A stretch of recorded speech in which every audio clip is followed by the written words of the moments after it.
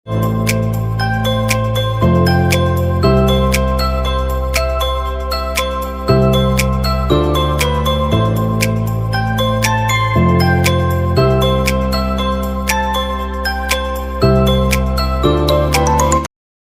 Friends, welcome back to CSCB and PSC master YouTube channel. അപ്പോൾ നമ്മൾ cooperative service examination board നടത്തുന്ന CSCB junior clerk, secretary തുടങ്ങിയ എക്സാംസിന് വേണ്ടിയുള്ള തീവ്ര പരിശീലനം ആരംഭിക്കുകയാണ്. അപ്പോൾ ഇന്ന് മുതൽ നമ്മുടെ ക്ലാസ്സുകൾ ആരംഭിക്കുന്നു അടുത്ത എക്സാമിന് വേണ്ടി. അപ്പോൾ ഇന്ന് നമ്മൾ ആരംഭിക്കുന്നത് KCS ആക്ട്, അതുപോലെ KCS law, Kerala cooperative societies act, അതുപോലെ ലോ തുടങ്ങിയ കാര്യങ്ങളുടെ ഇൻട്രൊഡക്ഷനാണ് ആരംഭിക്കാൻ ഉദ്ദേശിക്കുന്നത്. അതുപോലെ തന്നെ ഇന്നു മുതൽ നമ്മൾ എല്ലാ ദിവസവും നമ്മുടെ ചാനലിൽ ഇട്ടുകൊണ്ടിരുന്ന സൂപ്പർ 10 എന്ന് പറഞ്ഞ നമ്മുടെ ക്വസ്റ്റ്യൻ ആൻസർ സെക്ഷൻ നമ്മൾ ഇനിയുള്ള ദിവസങ്ങളിൽ ഈ ഓരോ ദിവസം ഇടുന്ന ചാപ്റ്ററിനെ ബേസ് ചെയ്തിട്ടായിരിക്കും നമ്മൾ ഇനി ക്വസ്റ്റ്യനും ആൻസറും ഇടുന്നത്. അപ്പോൾ നിങ്ങൾക്ക് കൂടുതൽ പഠിക്കാൻ സാധിക്കും. അതുകൊണ്ടാണ് നമ്മൾ അങ്ങനെ ഒരു മെത്തേഡ് ഉപയോഗിക്കുന്നത്. അപ്പോൾ ഇനിയുള്ള ക്ലാസ്സുകളിൽ നമ്മൾ ബാക്കിയുള്ള ഭാഗങ്ങളെല്ലാം നമ്മൾ ഉൾപ്പെടുത്തുന്നതായിരിക്കും. അപ്പോൾ അടുത്ത എക്സാമിന് മുമ്പ് നമുക്ക് മാക്സിമം പോർഷൻസ് കവർ ചെയ്യാം. അപ്പോൾ APTയുടെ ടെക്സ്റ്റാണ് പ്രധാനമായിട്ടും ഈ ഒരു ക്ലാസ്സിന് വേണ്ടി ഉപയോഗിക്കുന്നത്. APTയുടെ ടെക്സ്റ്റ് വളരെ മികച്ച ഒരു ടെക്സ്റ്റ് ബുക്കാണ്. അപ്പോൾ ഈ ഒരു ടെക്സ്റ്റ് ബുക്ക് വളരെ കണ്ടൻസ്ഡ് ആയിട്ട് മാക്സിമം നിങ്ങൾക്ക് മനസ്സിലാകുന്ന രീതിയിൽ അവതരിപ്പിക്കാനാണ് ശ്രമിക്കുന്നത്. അപ്പോൾ നമുക്ക് ഇന്നത്തെ ക്ലാസ്സിലേക്ക് കടക്കാം. KCS ആക്ട് ഇൻട്രൊഡക്ഷൻ ആണ് ആദ്യം. അപ്പോൾ present cooperative societies act in Kerala is KCS act 1969. കേരളത്തിലെ നിലവിലുള്ള കോപ്പറേറ്റീവ് സൊസൈറ്റീസ് ആക്ട് ഏതെന്ന് ചോദിച്ചാൽ അതിൻ്റെ answer Kerala cooperative societies act 1969 ആണ് എന്നുള്ള കാര്യം പ്രത്യേകമായി അറിഞ്ഞിരിക്കുക. അതുപോലെ തന്നെ KCS act is act 21 of 1969. ഇത് വളരെ പ്രധാനപ്പെട്ട ഒരു കാര്യമാണ്. കേരള കോപ്പറേറ്റീവ് സൊസൈറ്റീസ് ആക്ട് എത്രാം നമ്പർ ആക്ട് ആണെന്ന് ഒത്തിരിയേറെ എക്സാമിന് ചോദിച്ചിട്ടുള്ളൊരു ക്വസ്റ്റ്യനാണ്. ആക്ട് 21. ഓക്കെ, അപ്പോൾ ആക്ട് 21 ആണ് KCS act. KCS act is act 21 of 1969. വളരെ പ്രധാനപ്പെട്ട ക്വസ്റ്റ്യനാണ്, നിർബന്ധമായും പഠിച്ചിരിക്കേണ്ട ക്വസ്റ്റ്യനാണ്. ആക്ട് 21 ആണ് KCS ആക്ട് 1969. അതുപോലെ തന്നെ KCS act came in to force on 15/5/1969. അപ്പോൾ ഇത് കഴിഞ്ഞ എക്സാമിന് ചോദിച്ചത് 15 മെയ് 1969 ഇങ്ങനെയാണ് ഓപ്ഷനിൽ വന്നത്. അപ്പോൾ നിങ്ങൾ നിർബന്ധമായി അറിഞ്ഞിരിക്കേണ്ട കാര്യം, നിങ്ങൾ ഡേറ്റ് മാത്രം പഠിച്ചാൽ പോരാ, അതിൻ്റെ ആ മാസം ഏതാണെന്നും കൂടി അറിഞ്ഞിരിക്കുക. 15 മെയ് 1969. അപ്പോൾ KCS ആക്ട് നിലവിൽ വന്നത് 15/5/1969 അഥവാ 15 മെയ് 1969. ഓക്കെ, അടുത്ത ഒരു പ്രധാനപ്പെട്ട പോയിന്റ്, KCS റൂൾസ് നിലവിൽ വന്ന വർഷമാണ് ചോദിച്ചിരിക്കുന്നത്. KCS റൂൾസ് നിലവിൽ വന്നത് 1969 തന്നെയാണ്. 14/7/1969, അതായത് 14 ജൂലൈ 1969 KCS റൂൾസ് നിലവിൽ വന്നത്. KCS റൂൾസ് നിലവിൽ വന്നത് 14/7/1969 KCS ആക്ട് നിലവിൽ വന്നത് 15/5/1969. ആദ്യം നിലവിൽ വന്നത് ആക്ടാണ്, അതിനുശേഷമാണ് റൂൾസ് നിലവിൽ വന്നത്. Okay, next question. Total number of sections in KCS act is 110. 110 sections ആണ് KCS ആക്ടിലുള്ളത്. KCS റൂൾസിൽ 201 റൂൾസുമാണ് ഉള്ളത്. അപ്പോൾ ഇത് വളരെ പ്രധാനപ്പെട്ടതാണ്.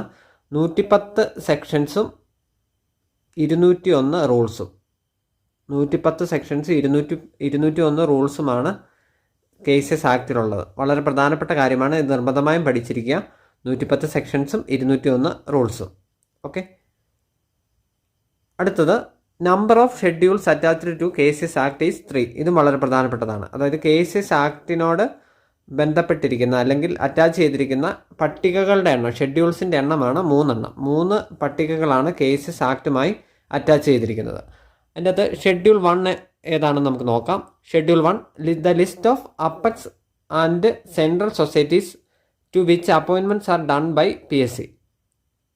ഇത് അണ്ടർ അല്ല, ആൻഡ് ആണ്. Okay, the list of apex and central societies to which appointments are done by PSC.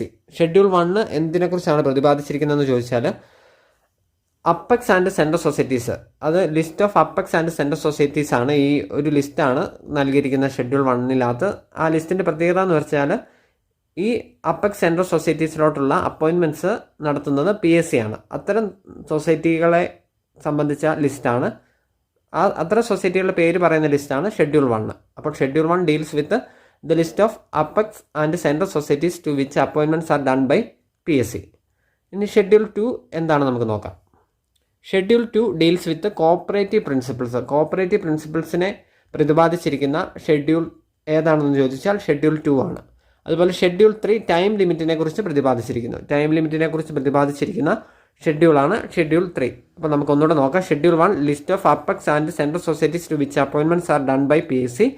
Schedule 2 cooperative principles. Schedule 3 time limits.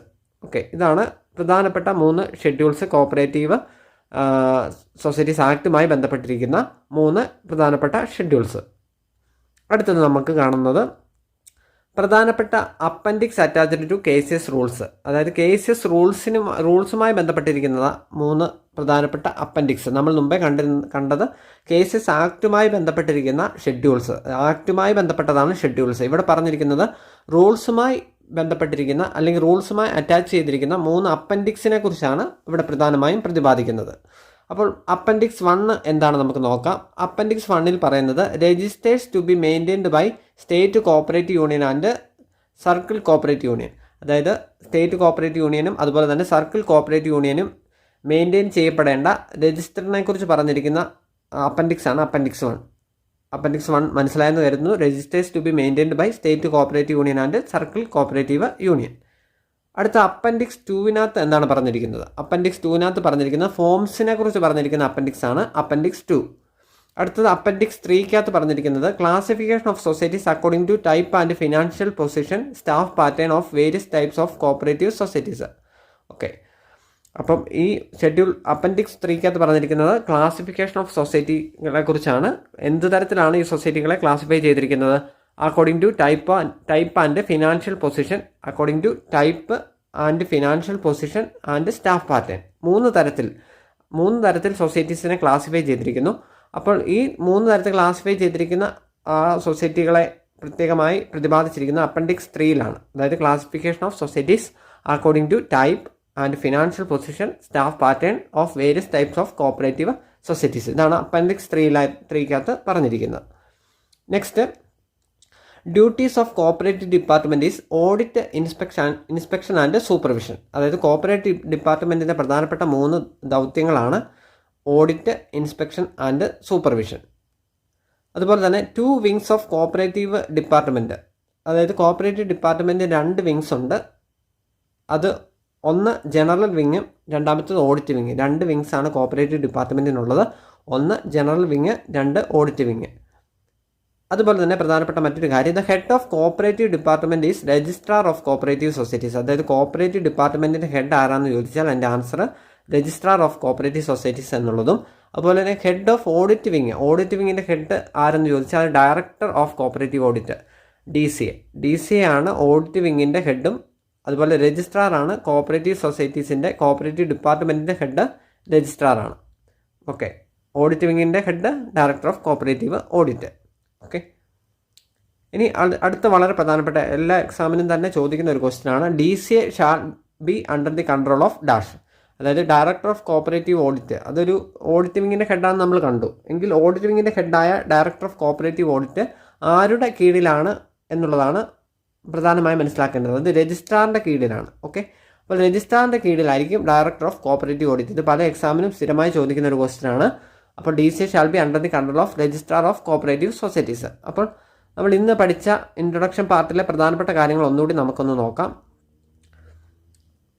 First one, present cooperative societies act നമ്മൾ കണ്ടു. കേരള കോപ്പറേറ്റീവ് സൊസൈറ്റീസ് ആക്ട് 1969, അത് 21ാം number ആക്ടാണ് എന്ന് പ്രധാനമായിട്ട് നമ്മൾ കണ്ടു. അതുപോലെ തന്നെ cases act നിലവിൽ വന്നത് 15/5/1969 റൂൾസ് നിലവിൽ വന്നത് 14/7/1969 നമ്മൾ കണ്ടു. അടുത്ത പ്രധാനപ്പെട്ട ഒരു കാര്യം പഠിച്ചത് 110 സെക്ഷൻസ് ഉണ്ട്, 201 റൂൾസ് ഉണ്ടെന്ന് നമ്മൾ കണ്ടു. അതുപോലെ 3 ഷെഡ്യൂൾസ് കേസസ് ആക്ടിനോട് ബന്ധപ്പെട്ടിരിക്കുന്നതെന്ന് നമ്മൾ കണ്ടു. അതിൽ ആദ്യത്തെ ഷെഡ്യൂൾ എന്ന് പറഞ്ഞാൽ list of apex and central societies to which appointments are done by PSC എന്നുള്ള ഷെഡ്യൂളാണ് ആദ്യത്തേത്. രണ്ടാമത്തേത് കോപ്പറേറ്റീവ് പ്രിൻസിപ്പിൾസ് ആണ് ഷെഡ്യൂൾ 2. ഷെഡ്യൂൾ 3 ടൈം ലിമിറ്റിനെ കുറിച്ച് പ്രതിപാദിച്ചിരിക്കുന്നു. അതുപോലെ തന്നെ 3 അപ്പൻഡിക്സ് ആണ് കേസസ് റൂൾസുമായി ബന്ധപ്പെട്ടിരിക്കുന്നത്. അതിനകത്ത് appendix 1 registers to be maintained by state cooperative union and circle cooperative യൂണിയനെ കുറിച്ച് പ്രതിപാദിച്ചിരിക്കുന്നു. അപ്പൻഡിക്സ് 2 ഫോംസിനെ കുറിച്ചാണ് പ്രതിപാദിച്ചിരിക്കുന്നത്. Appendix 3 Classification of societies according to type and financial position, staff pattern of various types of cooperative societiesനെ കുറിച്ചാണ് appendix 3യിൽ പ്രതിപാദിച്ചിരിക്കുന്നത്. അടുത്തത് duties of cooperative department നമ്മൾ കണ്ടു. Audit, inspection and supervision ആണ് എന്നുള്ളത് നമ്മൾ കണ്ടു. അതുപോലെ തന്നെ കോപ്പറേറ്റീവ് ഡിപ്പാർട്ട്മെൻറ്റിൻ്റെ 2 വിങ്സ് ആണ്, general wing and audit wing. അതുപോലെ ഹെഡ് ഓഫ് കോപ്പറേറ്റീവ് ഡിപ്പാർട്ട്മെൻറ്റ് എന്നറിയപ്പെടുന്നത് രജിസ്ട്രാർ ആണ്. അതുപോലെ തന്നെ ഹെഡ് ഓഫ് ഓഡിറ്റ് വിങ് എന്നറിയപ്പെടുന്നത് ഡയറക്ടർ ഓഫ് കോപ്പറേറ്റീവ് ഓഡിറ്റ് ആണ്. ഓക്കെ. അതുപോലെ DCA shall be under the control of registrar ആണ്. രജിസ്ട്രാറിൻ്റെ കൺട്രോളിലാണ് DCA, director of cooperative audit എന്നും നമ്മൾ കണ്ടു. അപ്പോൾ വളരെ പ്രധാനപ്പെട്ട ഭാഗങ്ങളാണ് ഇൻട്രൊഡക്ഷൻ പാർട്ടിൽ നമ്മൾ കണ്ടത്. കോപ്പറേറ്റീവ് ലോ നമ്മൾ തുടങ്ങി. കോപ്പറേറ്റീവ് ലോയുടെ പ്രധാനപ്പെട്ട ഇൻട്രൊഡക്ഷൻ പാർട്ടാണ്. ഇതിൻ്റെ അകത്തുനിന്ന് തന്നെ ഒരുപാട് ക്വസ്റ്റ്യൻസ് സ്ഥിരമായി ചോദിക്കുന്നതാണ്.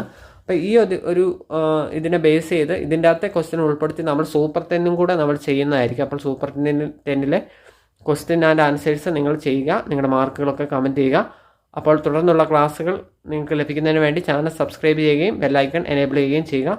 എല്ലാവർക്കും നല്ലൊരു ദിവസം ആശംസിക്കുന്നു. Thank you.